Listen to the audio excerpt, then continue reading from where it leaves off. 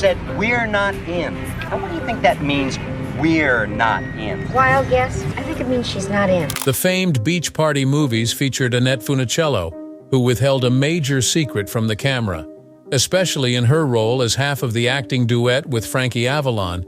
The famous Mickey Mouse Club child actor and beach party star became quite famous. In spite of this, Annette maintained this terrible secret from everyone, even her best friend and co-worker, after she found out something unexpected about herself while making her beach party videos. In 1983, what was Annette's real situation? Be sure to stay tuned to discover out. American singer and actress Annette Funicello got her start in the business when she was just 12 years old. She came into this world in Utica, New York, to parents Joseph Edward Funicello and Virginia Jean on October 22, 1942. She got to go to California with her family when she was 4 years old. She had music and dance classes when she was a kid, since her parents knew she was bashful. By 1955, Walt Disney had seen her dance as Swan Lake's queen, so it appeared like she had an innate skill. This happened when she was performing a dance recital in California's Starlight Bowl. She was one of the rare cast members chosen by Walt Disney himself. He cast her as an original Mouser. She would later express her gratitude in an interview, saying, "I have been blessed to have a mentor like Walt Disney. Those years were the happiest of my life. I felt that back then, and I feel the same today." This was many years after. Following this revelation, she inked a 7-year deal with Disney for $160/week, with the potential to increase to $500/week upon exercise of all options. As the first season of the Mickey Mouse Club came to a close, Annette had accumulated 6,000 fan letters every month, a testament to her immense popularity during that time. No other Mouser had collected more than this. She dated Lonnie Burr, who was also a fellow Mouser. "I never cried so hard in my life." Annette featured in many programs of the Mickey Mouse Club and participated in numerous Mousers' comedy and dance routines. By 1958, she had to say farewell to the show's cast members. Among these were Walt Disney Presents, Annette, Spin and Marty volumes such as The Further Adventures and the New Adventures, and Adventure in Dairyland. While still a teenager, Annette enjoyed great success as a pop singer and record producer. Her memorable hits include Pineapple Princess, O Dio Mia, and A Dream is a Wish Your Heart Makes. She stayed under contract with Disney and starred in Zorro. Walt Disney reportedly gave her the role in Zorro as a birthday present when she was 16 years old. Because Walt Disney admired Teresa Brewer, a popular singer from the 1950s, he attempted to model Annette's voice after hers. But Annette's producer, a Disney employee from that era, had her double-track her vocals so her voice would sound deeper. Two of Frankie Avalon's early 1960s television features, The Horse Masters and Escapade in Florence, featured Annette. The films were shot in England and Italy, respectively. Along with her friend and co-star Frankie Avalon, Annette became a well-known actress in the mid-1960s when they appeared in popular beach party films. Among her closest friends were Frankie Avalon, Lonnie Burr, Sharon Bedorine, Tracy Sherrill Holdridge, her first lover, and Tommy Kirk. One of her famous songs, Puppy Love, was written about her by Paul Anka, whom she dated. Frankie and Annette were just pals off-screen, but they were America's sweethearts on-screen. They realized they were better off as friends after going on only one date.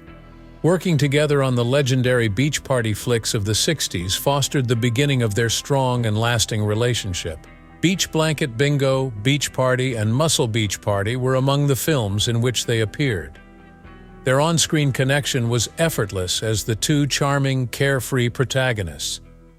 Frankie picked up Annette from her residence when she was 15 years old, and he was 18 or 19 years old. Their one and only date was over pizza, but they ended up becoming fast friends. The beach party flicks revolved around their playful, flirtatious interplay. Their friendship was always cordial and platonic, even though many assumed it was more than that. Like siblings, they were inseparable and could discuss anything. Frankie possessed an air of effortless charisma, while Annette was renowned for her kind and genuine personality. Because Walt Disney wanted Annette to keep up a pure image even in her beach movie parts, she exhibited modesty. The pair was dubbed the America's Sweethearts of Beach Cinema because to Frankie's mature and confident performance. Their camaraderie extended beyond the realm of cinema. Even after their beach film days had ended, they remained in touch and talked highly of one another. In 1987's Back to the Beach, they reunited for a throwback reunion that appealed to a new generation of moviegoers. In the film, they played their legendary beach party personalities from yesteryear. Both they and the age they were a part of took pleasure in making fun of themselves. No matter how much stress Annette and Frankie were under, they never missed a beat. He said during an interview, "We spent 10, 12, 14 hours a day together and never had a disagreement. She was absolutely a professional. We became such friends that I am the godfather to her daughter, and her husband is the godfather to my oldest son." Many were surprised when they married different individuals, given their tight connection. Jack L. Gilardi was Annette's husband from 1965 to 1981. They were blessed with 3 offspring, Jason, Gina, and Jack Jr. After that, in 1986, she tied the knot with Glenn D. Holt, a trainer and breeder of harness racing horses from California. You could see them at harness races all over the place in the 80s and 90s. Catherine K. Doble was a beauty pageant winner when Frankie wed her in 1963. They met at a friend's house while playing cards and ended up having 8 kids. He has frequently referred to her as his first love. Avalon exuded confidence, whereas Funicello was unsure of herself when it came to singing. Along with Bobby Rydell and Fabian, he founded the specialized act The Golden Boys, and he kept performing.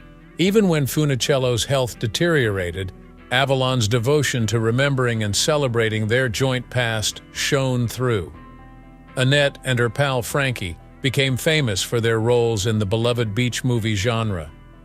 This style, which merged elements of surf music, teen romance, and musical comedy, was huge from the 60s until the 80s. Beach Party, Beach Blanket Bingo, and Bikini Beach, all starring this legendary team, became cultural touchstones and anchored the renown of this genre. The films, made by American International Pictures, had infectious pop music and dance routines set to lighthearted stories about summer love, adolescent rebellion, and beach parties.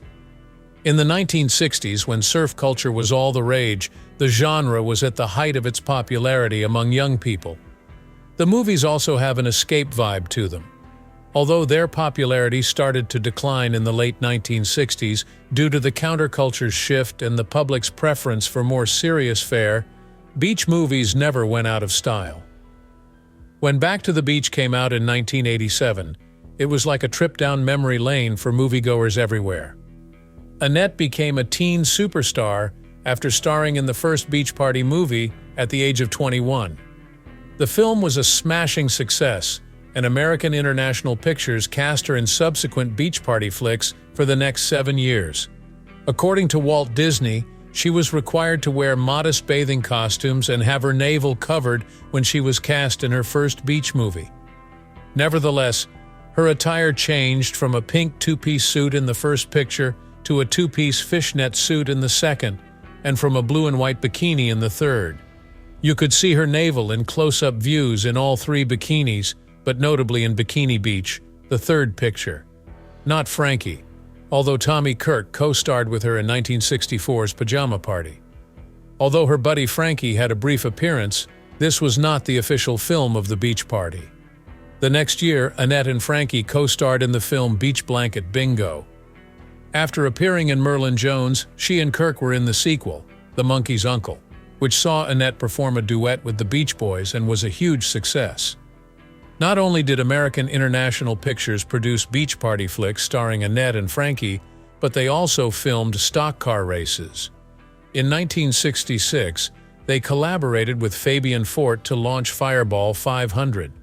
After the film became a huge hit, they tried making another stock car flick, Thunder Alley, but this time they omitted Annette.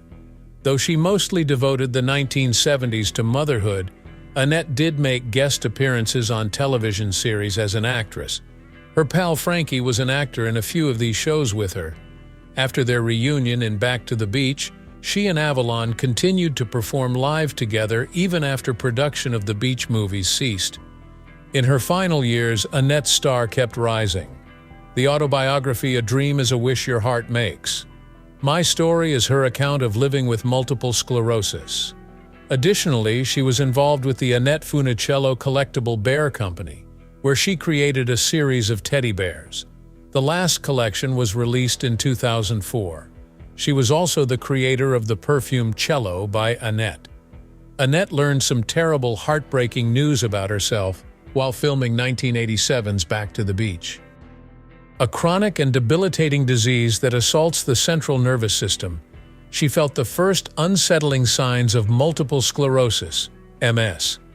In a subsequent interview, she stated, "We'd be shooting a scene on the sand, and when I'd try to get up, I couldn't balance. We'd laugh about it, and Frankie would say, 'Look at you, you look like you've had too much to drink.'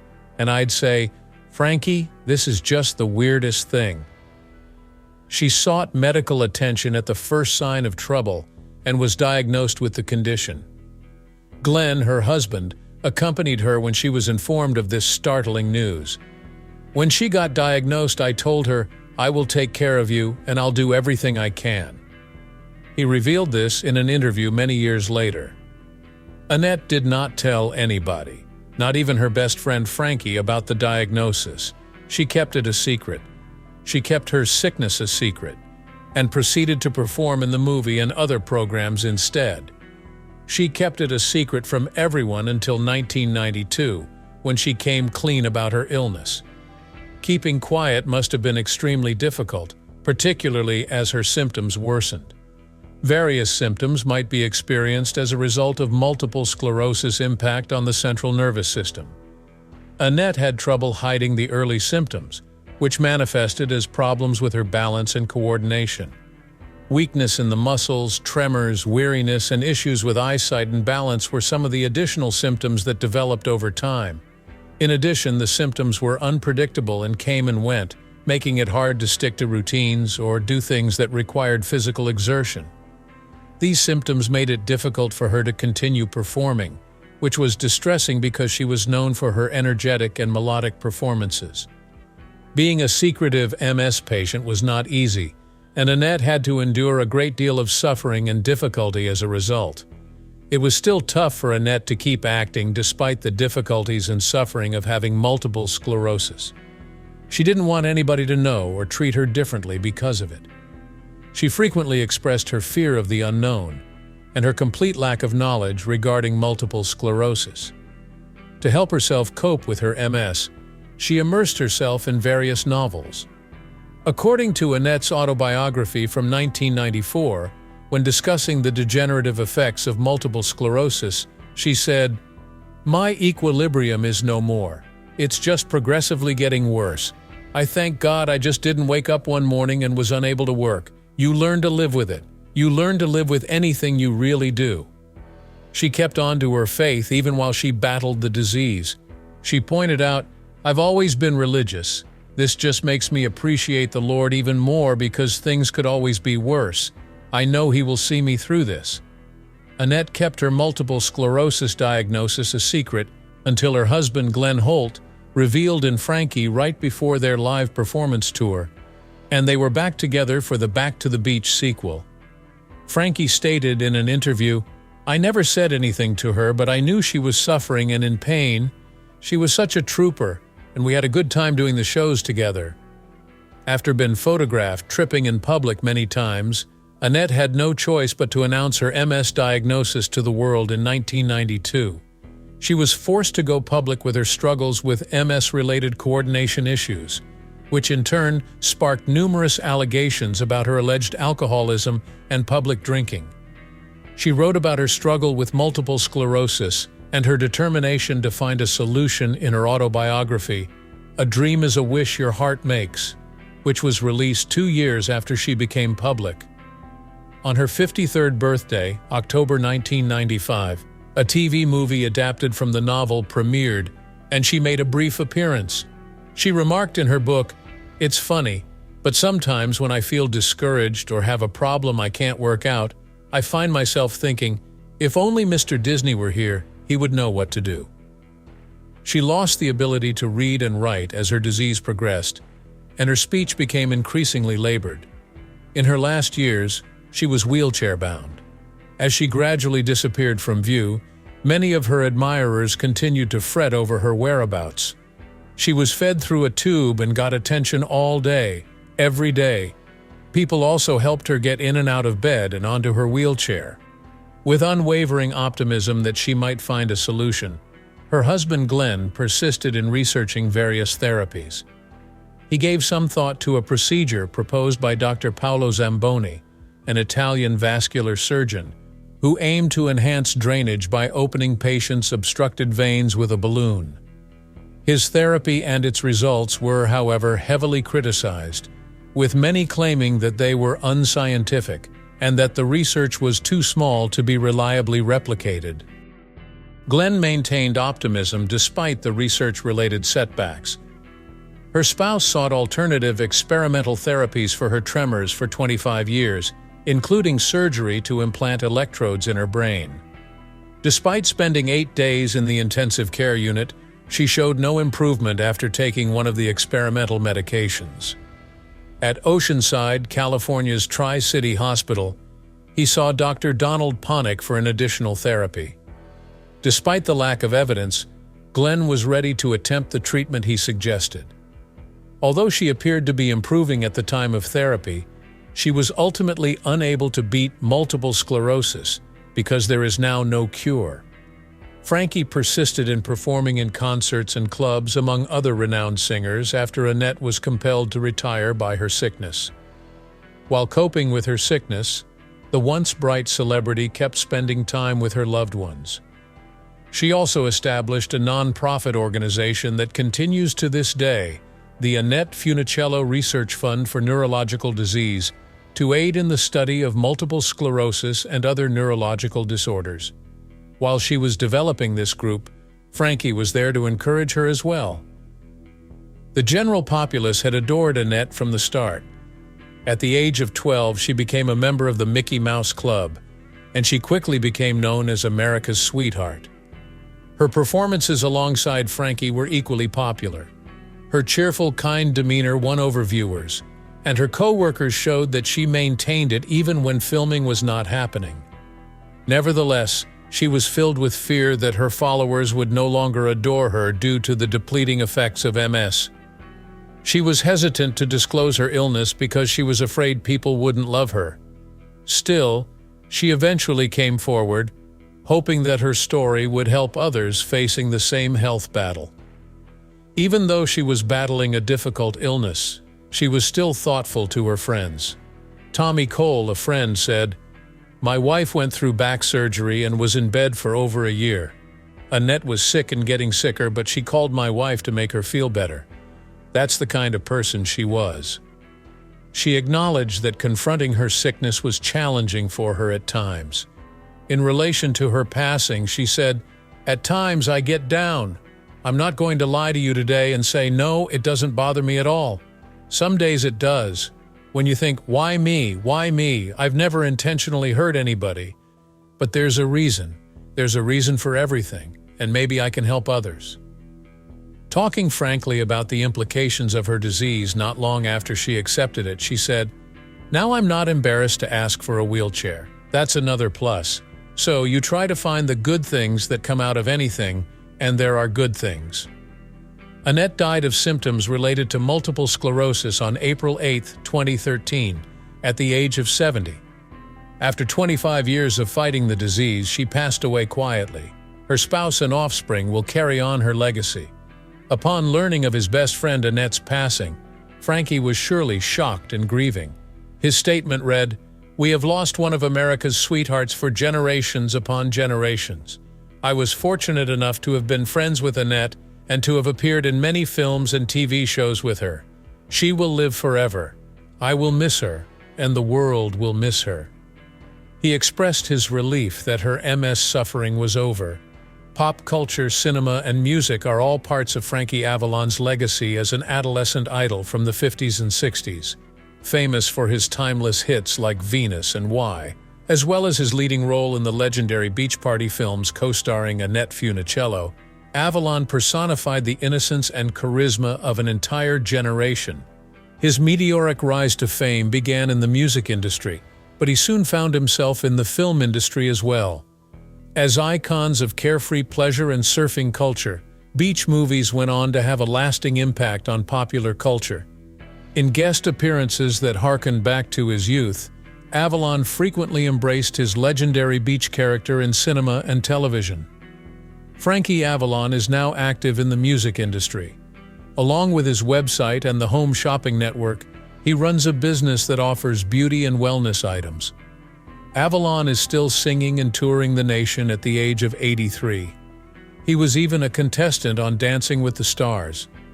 As a well-known pop teen idol, he left an indelible mark on the worlds of music, cinema, and popular culture. Even now, Frankie Avalon is very much a part of the entertainment industry, touring the U.S. for performances. Attracting both new and longtime listeners, his concerts frequently comprise a combination of his greatest songs, career highlights, and memorials to the past. On nostalgia tours honoring the music of the 50s and 60s, he sometimes teams up with other performers from his day, and he keeps a friendly relationship with his admirers. As an entrepreneur, Avalon has dabbled alongside his musical career.